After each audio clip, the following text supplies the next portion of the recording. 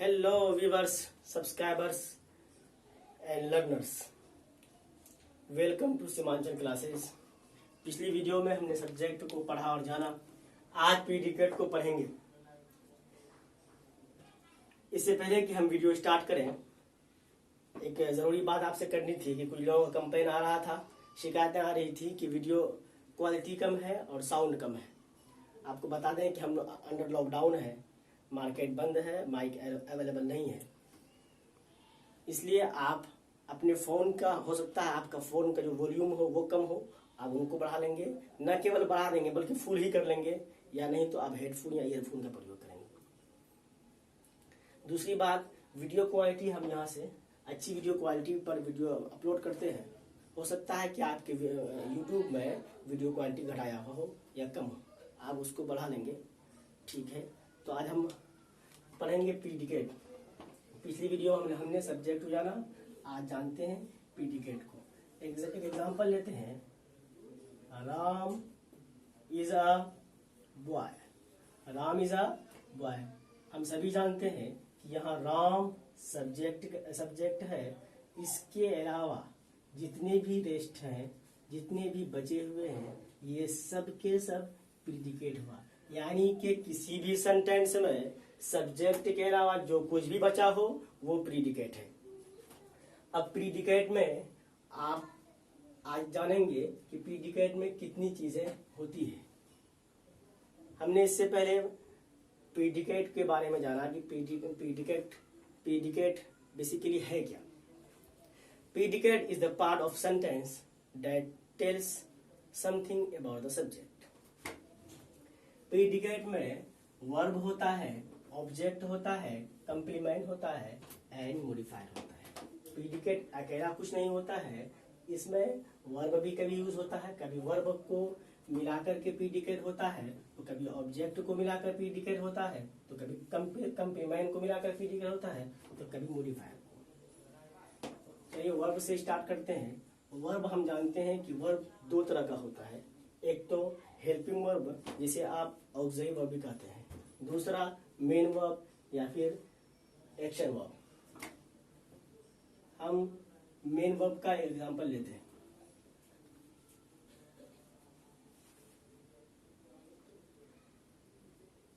ही place, वो खेलता है। आप देख रहे हैं कि यहाँ सब्जेक्ट ही के बाद वर्ब यानी V5 का प्रयोग हुआ है और यही प्रीडिकेट है। He is playing.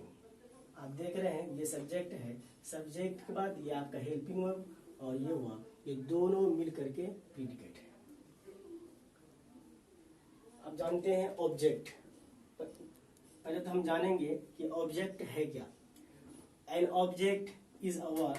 ऑब्जेक्ट एक ऐसा वर्ड है अफेक्टेड बाय अ वर्ब और प्रीपोजिशन, जो प्रीपोजिशन या वर्ब के द्वारा अफेक्ट हुआ हो, जिस पर किसी सब्जेक्ट के द्वारा किया गया कार्य का प्रभाव पड़ा हो, वही एक्चुअल में ऑब्जेक्ट होता है।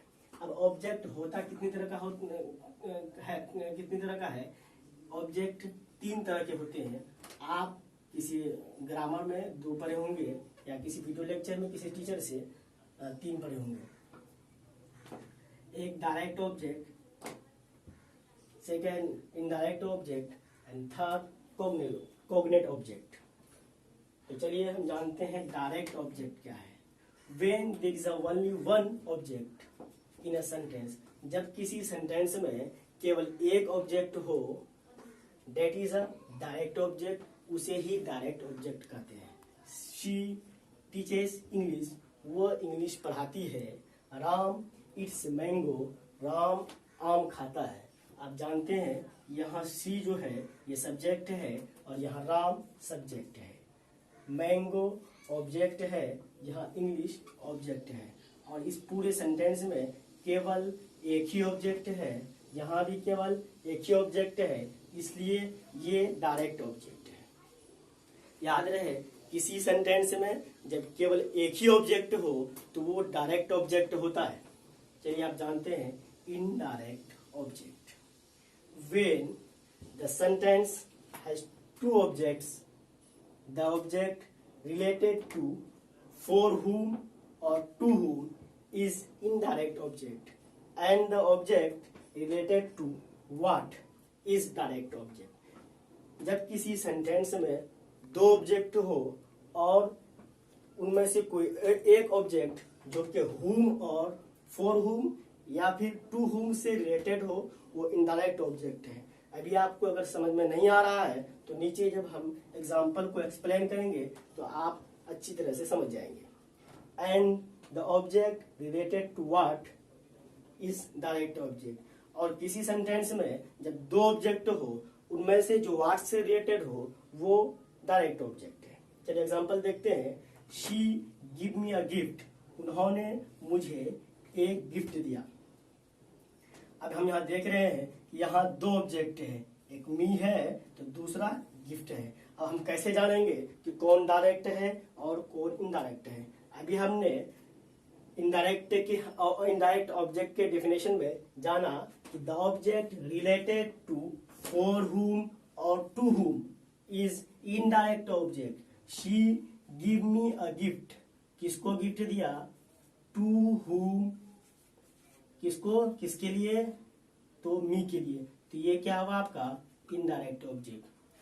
And the object related to what, और वो ऑब्जेक्ट जो व्हाट से रिलेटेड हो, यानी व्हाट से क्वेश्चन करने पर जिसका आंसर प्राप्त हो जाए, रिसीव हो जाए, मिल जाए, तो उसे डायरेक्ट ऑब्जेक्ट कहते हैं। आपने देखा कि यहाँ टू हुम के जवाब में मी आया तो what gifted, what is given to him, आपको आंसर मिलेगा गिफ्ट। तो यहाँ पे गिफ्ट जो है कि वो डायरेक्ट ऑब्जेक्ट है। She bought me a phone, उन्होंने मेरे लिए एक फोन खरीदा, उन्होंने मेरे लिए एक फोन खरीदा। अब यहाँ मी भी एक ऑब्जेक्ट है और फोन भी एक ऑब्जेक्ट है। अब जब हम हुम से क्वेश्चन करेंगे तो किसके लिए खरीदा? फॉर हुम, किसके लिए? मी के लिए। तो ये आपका हो जाएगा इनडायरेक्ट ऑब्जेक्ट। और क्या खरीदा? जब व्हाट से क्वेश्चन करेंगे, व्हाट बॉट, तो आपको आंसर मिलेगा फोन। ये आपका हो जाएगा डायरेक्ट ऑब्जेक्ट। अब यहाँ देखिए, सी टीचेज मी इंग्लिश, वो मुझे इंग्लिश पढ़ाती है। किसको पढ़ाती है? टू हुम, किसको? जब आप टू हुम से क्वेश्चन करेंगे तो आप पाएंगे इसके जवाब में मी। तो मी यहाँ पे इनडायरेक्ट ऑब्जेक्ट है, जबकि व्हाट जब आप क्वेश्चन पढ़ेंगे क्या पढ़ाती है तो आपको जवाब मिलेगा इंग्लिश। थर्ड है कॉग्नेट ऑब्जेक्ट। कॉग्नेट ऑब्जेक्ट आपको बिल्कुल नया लग रहा होगा, लेकिन कुछ ही देर में आप इससे फेमिलियर हो जाएंगे, आपको पुराना लगने लगेगा। Familiar object, sorry, cognate object वो ऑब्जेक्ट है जिसमें वर्ब और ऑब्जेक्ट का मीनिंग सिमिलर हो इन द सेंस, यानी सेंस के अकॉर्डिंग वर्ब और ऑब्जेक्ट का मीनिंग सिमिलर हो, उसे ही कॉग्नेट ऑब्जेक्ट कहते हैं। चलिए एग्जांपल देखते हैं। रानी सिंग्स अ सॉन्ग, रानी गाना गाती है। रानी यहाँ पर सब्जेक्ट है, सिंग्स वर्ब है, जबकि सॉन्ग ऑब्जेक्ट है। आप जानते हैं कि सिंग्स का मतलब होता है गाना, जबकि सॉन्ग का मतलब भी होता है गाना। दोनों इन द सेंस सिमिलर है, इसे ही हम कॉग्नेट ऑब्जेक्ट कहते हैं। दूसरा एग्जांपल देखते हैं। The soldier fought a fire fight. The soldier fought a fire fight. Soldier भयंकर लड़ाई लड़ी। सोल्जर भयंकर लड़ाई लड़ी। आप जानते हैं कि फाउट का मतलब होता है लड़ाई करना, जबकि फाइट का मतलब भी होता है लड़ना। दोनों इन द सेंस सेम है, दोनों का मीनिंग सिमिलर है, इसलिए सोल्जर यहाँ सब्जेक्ट है, ये वर्ब है और ये कॉग्नेट ऑब्जेक्ट है। हमने वर्ब को पढ़ा, ऑब्जेक्ट को पढ़ा, अब हम पढ़ेंगे कंप्लीमेंट को। तो सबसे पहले जानते हैं कि कंप्लीमेंट होता क्या है। कंप्लीट का मतलब आता है पूरा, जबकि कंप्लीमेंट का मतलब होता है पूरक। कंप्लीमेंट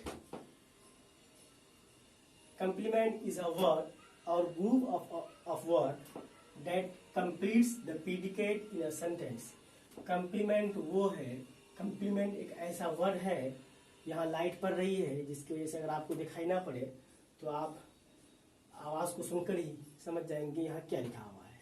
और ग्रुप ऑफ वर्ड, कंप्लीमेंट एक ऐसा वर्ड है या ग्रुप ऑफ वर्ड है। कंप्लीमेंट एक ऐसा शब्द है या शब्दों का समूह है दैट कंप्लीट्स द प्रीडिकेट, जो प्रीडिकेट को कंप्लीट करता है इन अ सेंटेंस, किसी भी सेंटेंस में उसे ही कंप्लीमेंट कहते हैं। कंप्लीमेंट तीन तरह के, 3 टाइप्स होते हैं कंप्लीमेंट के। चलिए इसको पढ़ते हैं। उनका पहला टाइप है, first type is subjective complement. क्या है?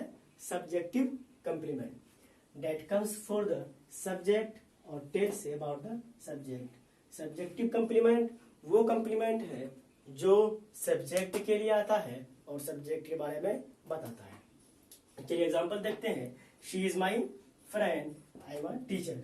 अब इन दोनों सेंटेंस में आपको यहाँ पे सब्जेक्ट तो मिल जाएगा, सब्जेक्ट मिल जाएगा। अगर आप यहाँ वर्ब ढूंढना चाहें, सॉरी ऑब्जेक्ट ढूंढना चाहें तो आपको ऑब्जेक्ट नहीं मिलेगा। यहाँ माई फ्रेंड एंड टीचर, आज आप देखेंगे कि जो शी है वही तो माई फ्रेंड है, यानी जो माई फ्रेंड है वही शी है और शी ही माई फ्रेंड है। अब देखिए she is equal to my friend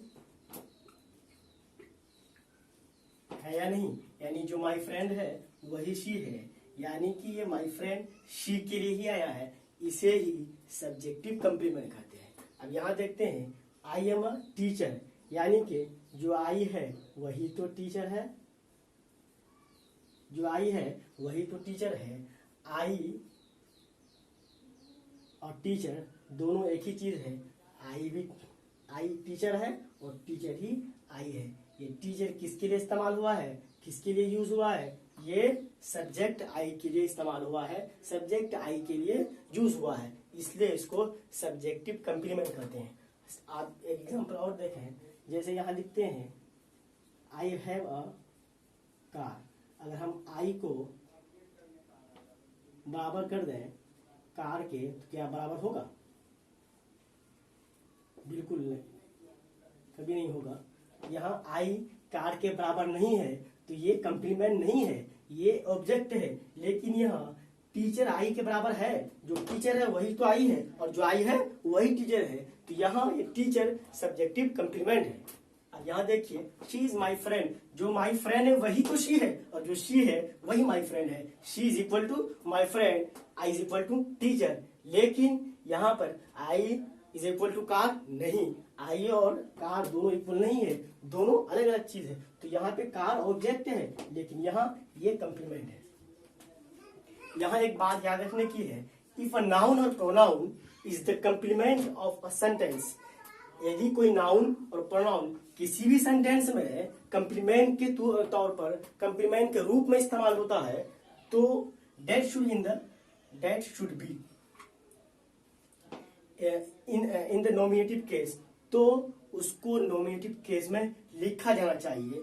example आप देखिए, इट इज मी, ये बिल्कुल गलत है, ये नॉमिनेटिव केस में नहीं है। तो यहाँ क्या होगा? यहाँ हो जाएगा इट इज आई और ये सही है। इट इज राजू, यहाँ आप देख रहे हैं कि राजू क्या है? नॉमिनेटिव केस में है। तो जो लोग इट इज मी लिखते हैं वो आज से जान लें कि इट इज मी ये गलत है। जब भी कोई नाउन और प्रोनाउन कंप्लीमेंट के तौर पर किसी भी सेंटेंस में यूज होगा तो वो हमेशा नॉमिनेटिव केस में होगा।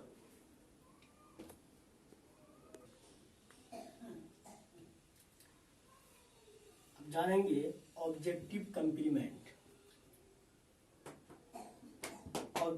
ऑब्जेक्टिव कंप्लीमेंट क्या है? That comes to complete the meaning of an object is called objective complement.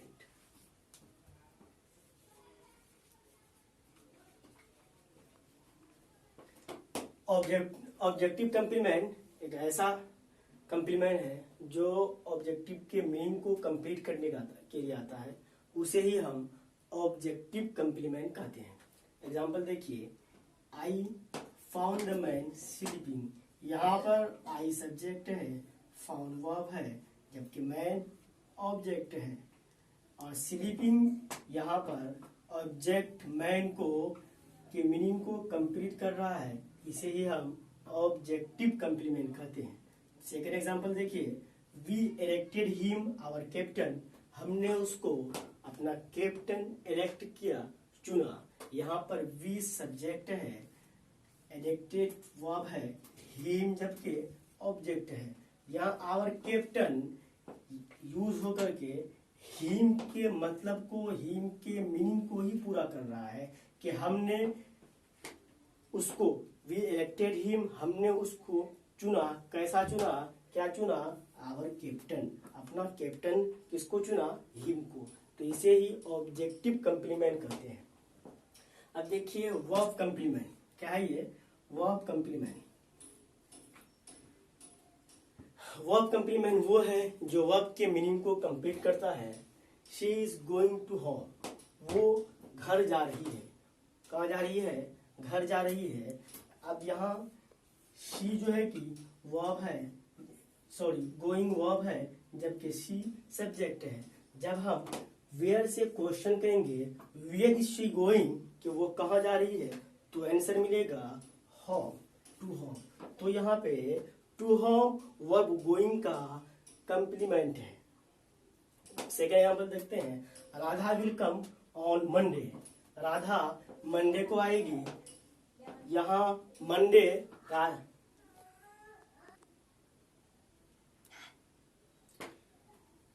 यहाँ पर राधा मंडे को आएगी, वर्ब है कम, जबकि राधा है सब्जेक्ट। जब हम वेन से क्वेश्चन करेंगे, वेन विल राधा कम, तो आपको आंसर मिलेगा ऑन मंडे। तो यहाँ पे ऑन मंडे कम वर्ब का कंप्लीमेंट है।